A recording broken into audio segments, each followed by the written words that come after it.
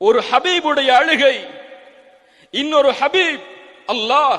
அந்த ஹபீப் இந்த நேசருடைய நேசத்திற்கு சொந்தக்காரன். அந்த அல்லாஹ் ஜிப்ரீலை அனுப்புகிறான். ஜிப்ரீல், செல்லுங்கள் முஹம்மது ரசூலிடத்திலே, அவர் ஏன் அழுகிறார் என்று கேட்டு வாருங்கள். எனக்கு தெரியும், கேட்டு வாருங்கள். ஜிப்ரீல் அலைஹிஸ்ஸலாம் வருகிறார்கள், முஹம்மது ரசூலை கேட்கிறார்கள், தூதரே ஏன் அழுகிறீர்கள்? தூதர் சொன்னார்கள், என் இறைவன் அறிவான் நான் ஏன் அழுகிறேன் என்று. சுப்ஹானல்லாஹ். அல்லாஹ் சொல்லுகிறான் ஏன் அழுகிறார் என்று எனக்கு தெரியும் என்று. தூதர் சொல்கிறார்கள் என் ரப்புக்கு தெரியும் நான் ஏன் அழுகிறேன் என்று.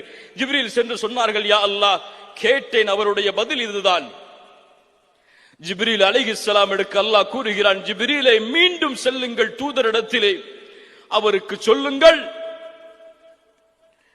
அவருடைய சமூகத்தை நான் பொருந்திக் கொள்வேன், அந்த சமூகத்திற்கு எந்த தீங்கையும் நான் அளிக்க மாட்டேன். அழும்போது என்ன சொன்னார்கள் தெரியுமா?